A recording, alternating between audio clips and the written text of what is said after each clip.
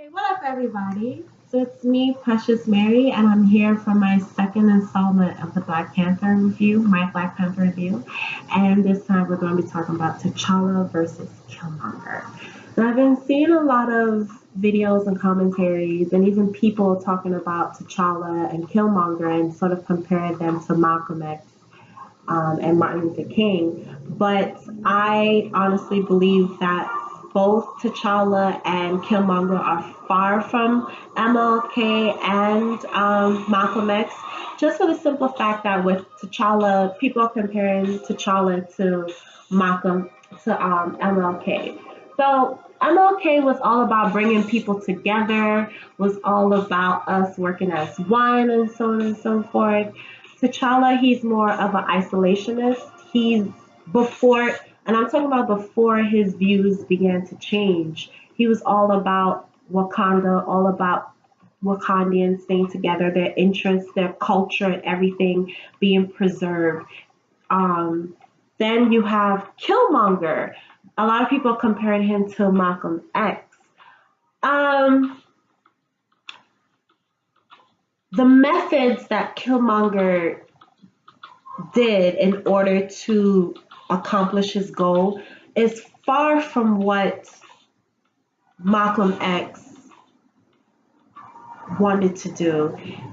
Malcolm X always, I'm kind of getting sick and tired of people keep associating Malcolm X with violence simply because of that quote that he said, by any means necessary. But we all know Malcolm X has such a love for black women. There's absolutely no way that Malcolm X would have killed or assaulted a black woman in order to push his agenda, like we saw Killmonger do in the movie. And it kind of disturbs me a little bit that a lot of people are dismissing Killmonger's violence. And I'm not saying he intentionally did it, but it kind of bothers me how people are disregarding how Killmonger was violent towards black women, how he just shot and killed his girlfriend with no girlfriend without any disregard. And the reason why I'm saying why I'm putting quotation marks on girlfriend, because I honestly believe that Killmonger used her as a means to an end. He really didn't have any love or anything like that towards her. Then he killed a member of the Dora Milaje. He was about to kill Princess Shuri, and he assaulted the elderly woman in the tribe room, the room where whoever is the king of Wakanda, they have to make that transition into the ancestral world. That's where he assaulted the woman. Excuse me. So I do not believe Malcolm X would have done any of those things. He always talked about his love for black women. He even challenged black men to protect their women. I forgot which speech he said. In which speech he mentioned, he said this word, which I'm going to say. He said this was directed towards black men. He said to black men, no other race of men will ever respect you as a man as long as you continue to disrespect your own woman.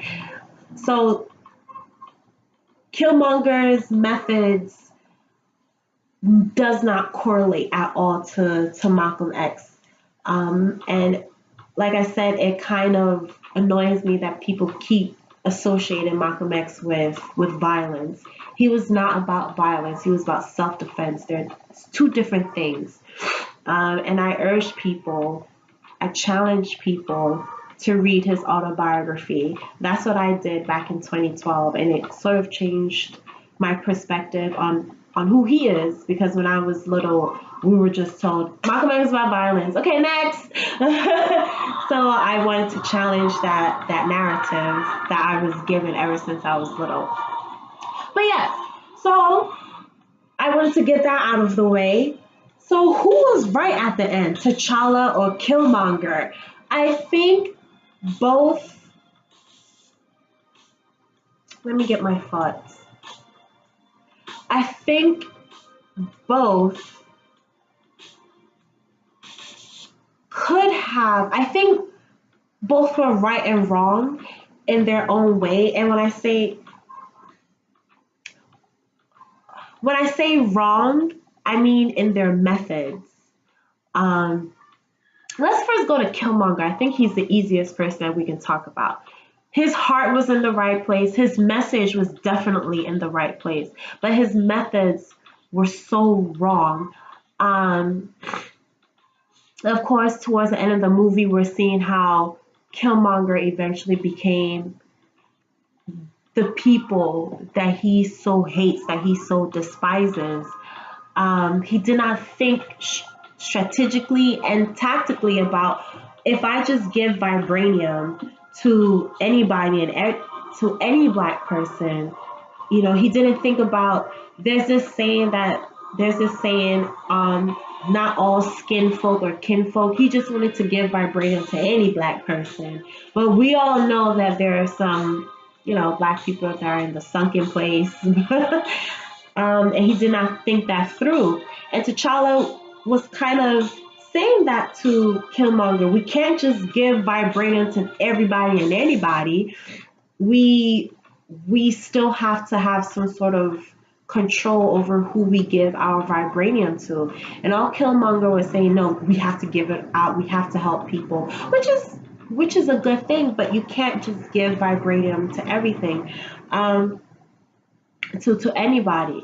His father, Njobu, one big problem that I had with his father is that he worked with Claw, a known racist.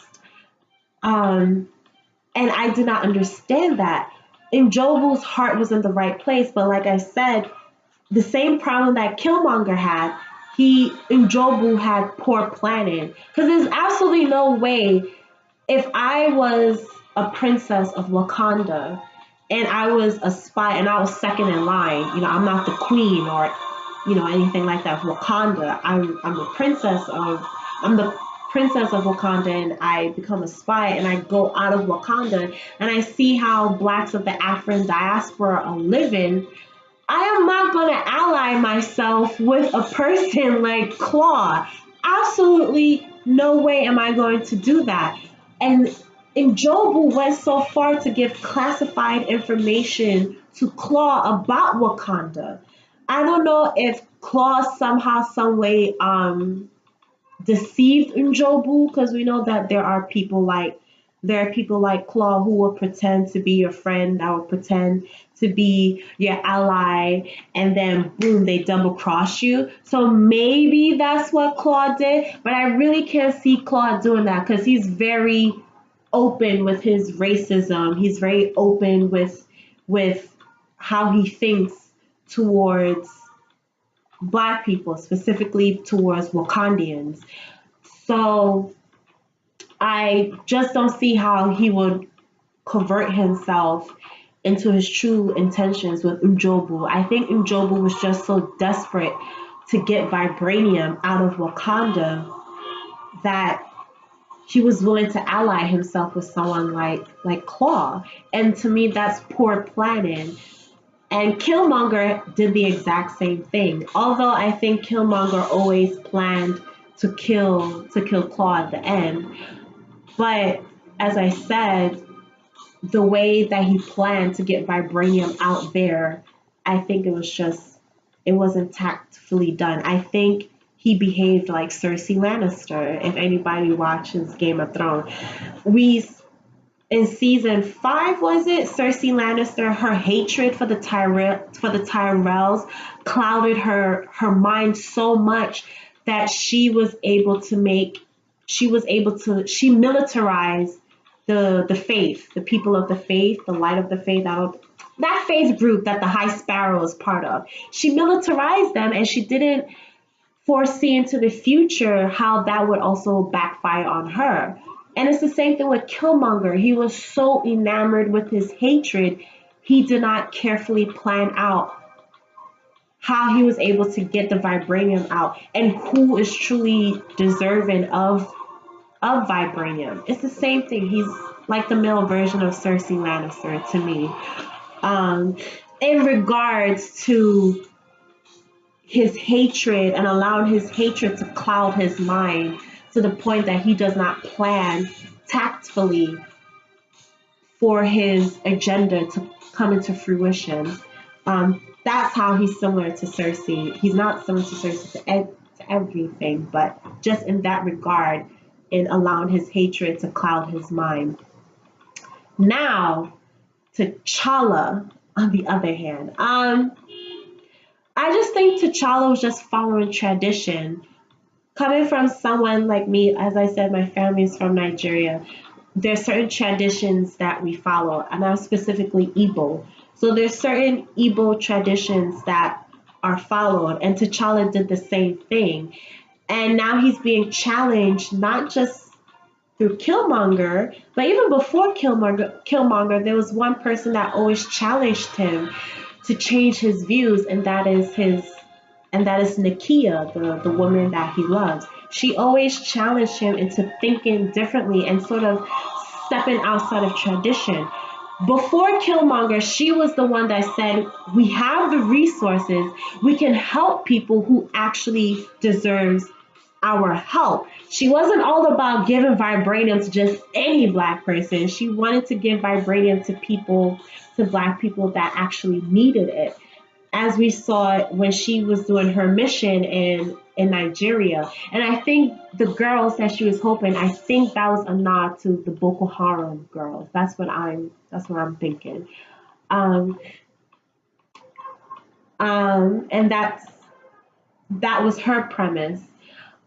And that was what T'Challa was struggling with. Should he just continue the Wakandan tradition of of isolating themselves and not giving their resources, preserving their culture, and so on and so forth? Or should I break that mold and create my own tradition, create my own legacy, create my own rules? Because remember, he is the king.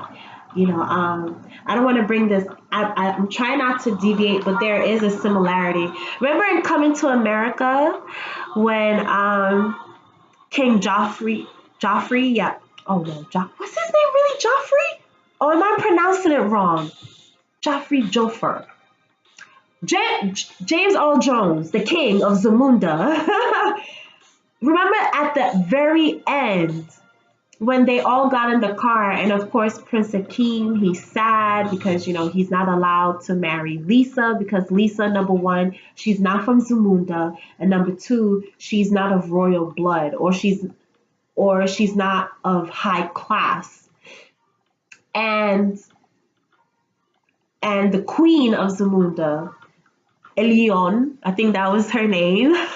Fun fact, James Earl Jones and the actress, sadly she passed, that played the Queen of Zamunda, they both voiced Mufasa and the mother. I can't remember the mother's name in The Lion King. They both voiced them. How cool is that? Anyways, at the end, when they were in the limo, the queen, of course, she's giving the king the side eye, and the king is like, listen,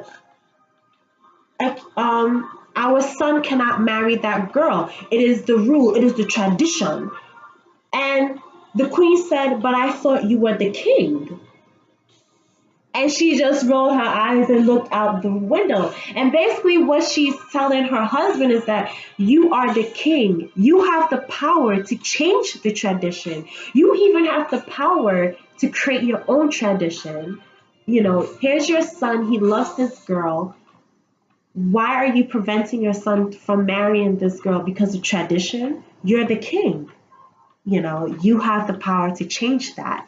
And Nakia essentially does the same thing to T'Challa. I went in depth into this in my first installment of my Black Panther review, the Black women of Wakanda, the Black women in Black Panther. Nakia's role is to remind T'Challa, yes, you are the king, but you have the choice, you have the opportunity to be the type of king that you want to be the type of man that you want to be. You necessarily do not have to follow the exact same pathway that your father did, that your grandfather did, and all the other Black Panthers before you.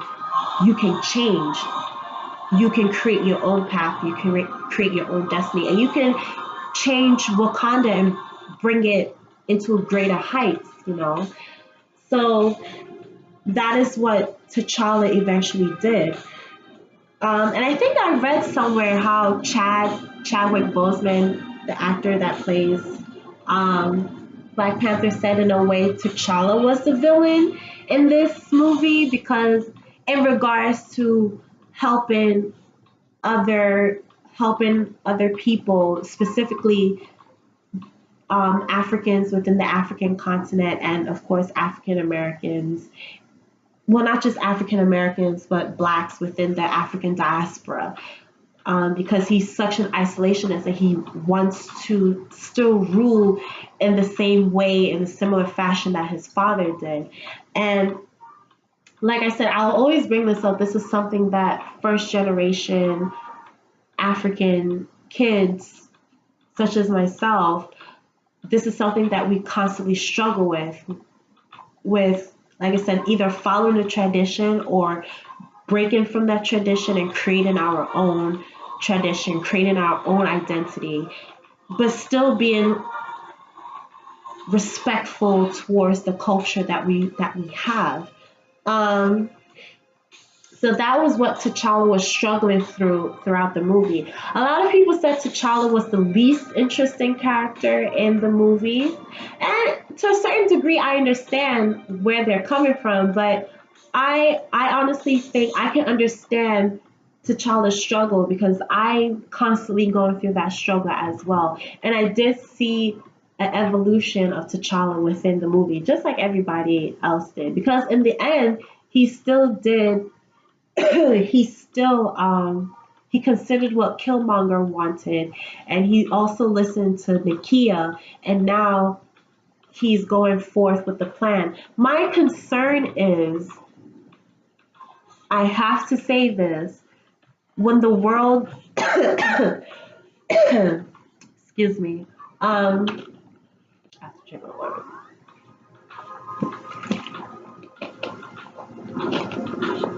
The world, especially European countries and even here in America, they do not want to see a prosperous African country, talk less a continent. So if T'Challa does eventually, because I think he's going to start close to home, meaning probably the neighboring African countries around Wakanda, probably even go towards West Africa, because we saw in the beginning of Black Panther, they were helping the Boko Haram girls, and so on and so forth. I'm concerned about, you know, some double crossing or people saying, especially European countries, or even America saying, well, Wakanda, how come you're only helping black people? Why aren't you helping everybody? And so on and so forth. That's one thing that I'm concerned about. I'm also concerned about, you know, the colonization of Wakanda or the destabilization of Wakanda. I'm worried because we actually see things like that happening to certain African countries that do try to become prosperous, and then all of a sudden we're hearing there's a coup inside the African country, or the African leader that actually tried to implement policies in the best interest of their people, all of a sudden they're killed by a European government or even by the United States, and then the country becomes destabilized, and then chaos ensues, and then all of a sudden a new leader emerges that was appointed either by the United States or a European country, and then that African country is now struck with poverty and all these other problems. So I don't know if Ryan Coogler is planning. I don't think that's going to happen to Wakanda, but I, I think in Black Panther 2, we're going to be seeing Wakanda struggle to get back on its feet because we see that in Infinity Wars, um, the main battle takes place in Wakanda. So Wakanda, I think Black Panther 2 is about rebuilding Wakanda, and possibly other countries, especially European and United States, especially with Shield and all that stuff, coming in and probably trying to negotiate something with T'Challa. And I think that's a huge challenge that T'Challa is going to have to is going to go through in Black Panther 2. But that's just one of my worries with Wakanda opening its doors, opening its resources. I just hope they do this in a smart way, in a very tactful way. Unlike Killmonger that just wants to give vibration to anybody that looks like him. Like I said, I just hope they do this in a very tactful way. Like I kind of need Black Panther to get on his Tywin Lannister level, or at least get like Tyrion and just be smart about how you're going to help other people with the resources that you have. So yeah, that's my thoughts on T'Challa versus Killmonger. Another thing I would like to say before I end this video, I kind of don't think Killmonger should have been killed. I understand that it was a fight to the death, but I do have a feeling this is not the last time that we'll see Killmonger. I do know for a fact in the comics, Killmonger does get killed in the comics, but then of course he comes back to life. So I don't know if the MCU is going to revisit that, because a lot of people are saying Killmonger was such a compelling MCU villain. We're talking about MCU, not Netflix. Because if we involve Netflix, there are other villains within the Netflix Marvel series that I think are much better than Killmonger. I'm not going to talk about them, or else I'm going to go on a whole nother, I'm going to deviate from this. But within the MCU, Killmonger is definitely one of the most compelling villains, because you can't really see him 100% as a villain because you understand where he's coming from, but it's just his methods was wrong. I kind of compare him to Zaire from Legend of Korra. I think Zaire is one of the best characters that came out of that series, because Legend of Korra was, compared to Avatar, the Last Airbender, LOK was kind of weak, but Zaire, holy, I would just rewatch season 3 for him. Like, this dude had me rooting for him. Like, I was rooting for the villain, quote and unquote. I was rooting for him. Like, he actually made me proud that I'm an air sign. I'm a Libra. Shout out to all the Libras. He made me proud that I was an air sign. I was like, yo, Zaire. I know I'm going off topic, but when he put that air bubble around the Earth Kingdom Queen, he put an air bubble around her and then literally sucked the air from her lungs.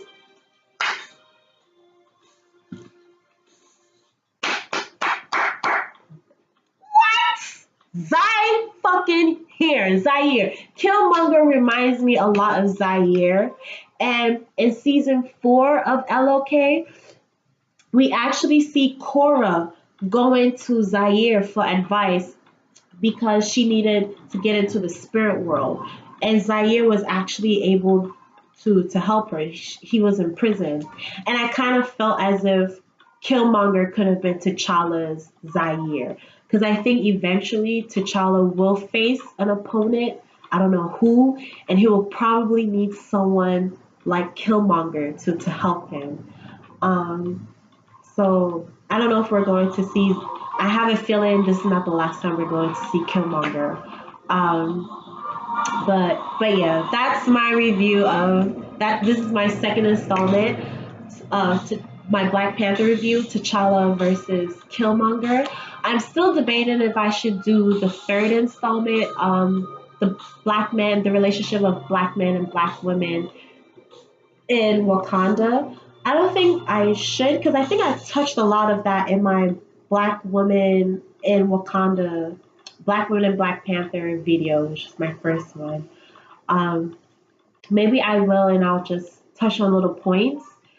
But I am definitely looking forward to my fourth installment, the potential of Africa. And that will be my fourth installment of the Black Panther review. I'm still doing a lot of research on that because I don't want to get my information wrong. So look out for that. My friends, we have started a podcast. We did talk about Black Panther, we talked about Infinity Wars, and we talked about the demise of the DCEU. I will put the link in the description below. Please check us out. Please bear with us. It was our first podcast. Unfortunately, we did kind of talk over each other. We are going to work on that. We are, and I was guilty of that, of talking over people. We will fix that. So please bear with us. It's our first podcast. Please check that out. Put the link in the description below. Please subscribe to my channel, please. Also subscribe to my friends. We do have our own YouTube channel. So please subscribe to us as well. And thank you so much for watching this review. Please comment, please subscribe, and I will see you later.